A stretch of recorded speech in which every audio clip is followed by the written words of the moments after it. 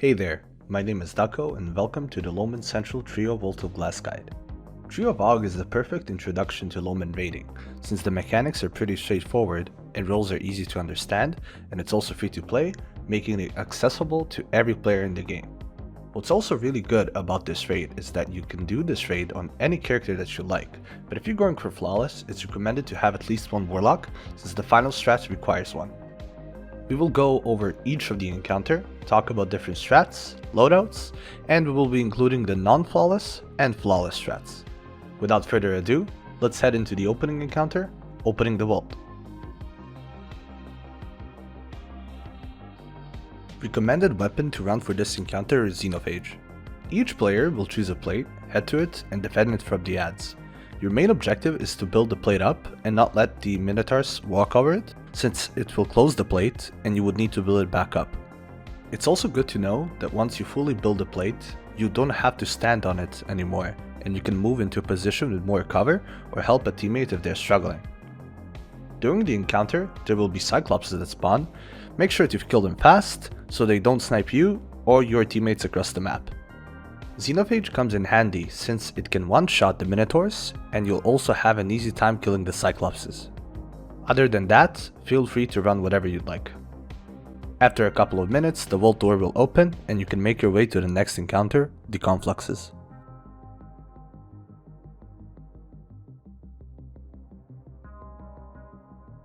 This encounter is pretty straightforward.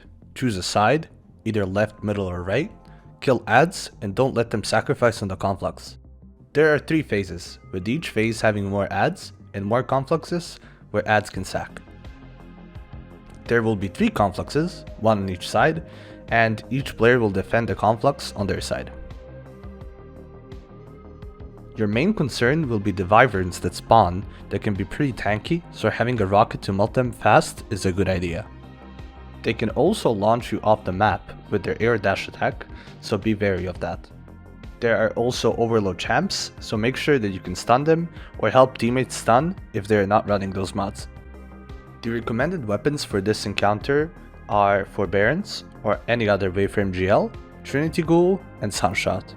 The recommended builds for each of the classes are Sunbracers, Well of Radiance Warlock, Solar or Void Titan with Bubble, and Arc or Void Hunter.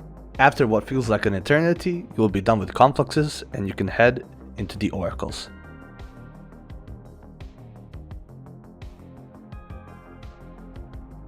Recommended weapon for this encounter is Xenophage.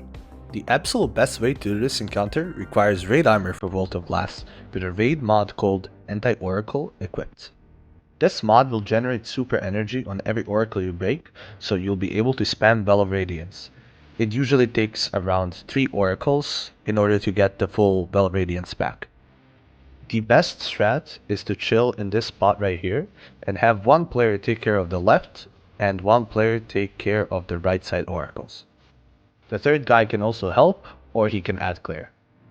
If you don't have Bog Armor, you can always run Phoenix Protocol and have your teammates clear adds from your well.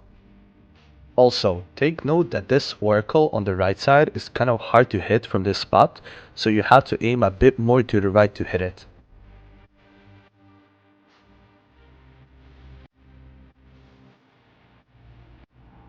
For this encounter, you have 2 people that are doing DPS and 1 person that is doing the relic. You want Well of Radiance, and 2 warlocks really come in handy in this encounter. Let's talk about weapon. One of the DPS people will run Widowhorde, Fusion, and Apex Predator. In the run on screen, I had a Strand Titan do super damage with a new aspect, and he was also debuffing the boss with Tractor Cannon.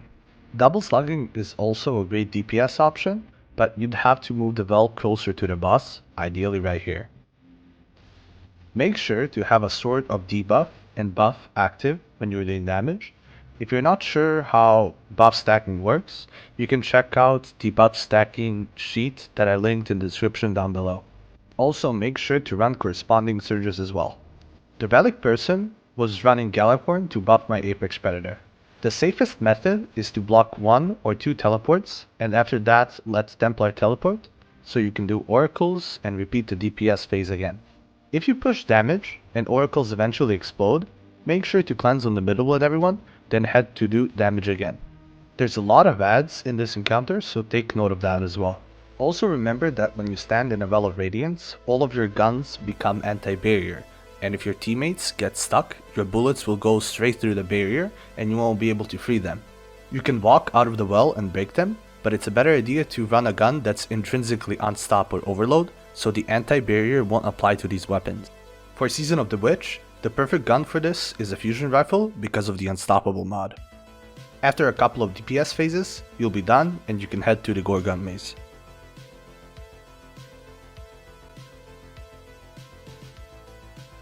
Before jumping down into the maze itself, make sure all of you jump at the same time. The non-flawless strat for this is also known as Chad strats, where you can just W key and hug this wall and walk past the Gorgons literally for free. However, if you are in a flawless run, it's recommended to take this route instead, since it's much safer. Make sure you're not double jumping or using your weapons, since that will trigger the Gorgon to go to your location. After making it past Gorgons, you can make your way over to the jumping puzzle. Eager Edge Sword comes handy here.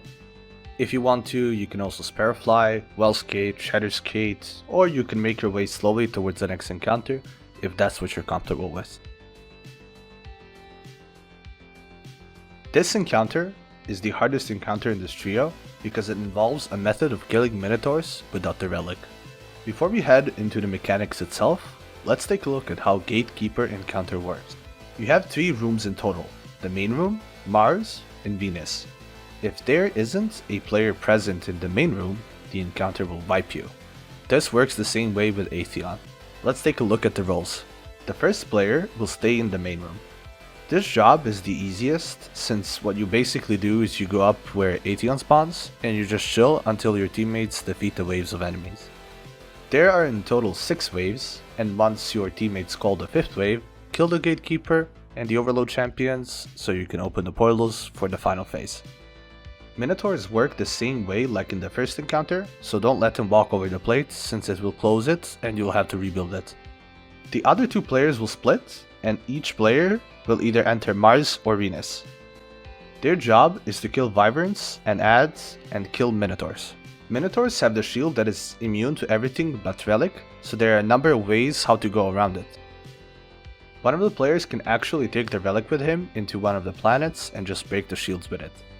They can drop the Relic and clear Ads, but they need to refresh the timer of the Relic. Take note that once you drop the Relic, picking it up instantly won't refresh its timer, so you need to wait at least a second or 2 to pick it up again. Relic method is recommended to do on Venus, because the next method of breaking the shields is harder on Venus. If you don't want to take the Relic, you can push the Minotaurs off the map. There are a couple of ways to do this, but stasis freezing them is the best. You can also use Tractor Cannon to blind them and push them off, but this is very hard if you're not the host. Let's look at the final method of killing them. For some reason, volatile explosions break their shields. The easiest way to do this is on a Titan with Controlled Demolition Aspect and Echo of Expulsion Fragment. What you do is that you push them into the ads that spawn around him and you throw a grenade on him. The grenade will pull the ads towards him, causing a volatile explosion that breaks his shield, and then you can kill him as fast as you can. To kill Wyverns, I would recommend Gjallarhorn, since one shot can do the job. Forbearance is also a great ad clear option for this encounter. Take note that when you're doing this method, if you kill the ads too fast on the last wave, there might not be ads to proc Volatile on for the final Minotaur, so either have to push him off or have someone come into the portal with the relic to kill him. Once you're done and the final Conflux appears in the main room, head out and clear the rest of the ads that spawn. In this encounter, your goal is to have a player dodge the Atheon teleport, and there are a couple of ways to do this. For the non-flawless version, you can just jump off the map and have other teammates start the encounter. After Atheon teleports them, you'll be able to respawn by yourself. The flawless version is a bit more complicated. You need to be on a solar warlock running heat rises, and you have to go up the glass throne as shown on screen. The Atheon teleport mechanic doesn't reach this spot, so you need to wait for Atheon to teleport others and then get down as quickly as you can. If you are not fast enough, the game will think there is no one in the main room and it will wipe you, so the timing is crucial. The detain mechanic while doing damage is the same as in the regular 6-man raid. What's really unique for this encounter is that you have increased ability regeneration while doing damage to Atheon. One of the best builds to run here is Verity's Brow of Warlock with Touch of Flame aspect for double fusion nade explosion that deals insane damage. To proc Verity's Brow perk, you need to kill ads with solar weapons in this case, and the buff lasts 10 seconds, maxing out at 5 stacks for most damage. So save some ads to reproc it while you're doing damage. Make sure to run Tractor Cannon as well for boss debuff, and you'll be able to one-phase him easily. And that's it. Now you can head to Lowman Central and check your run and your stats. If you encounter any bugs on the site, make sure to report them to me on the About page. Thanks for watching, and I'll see you in the next guide.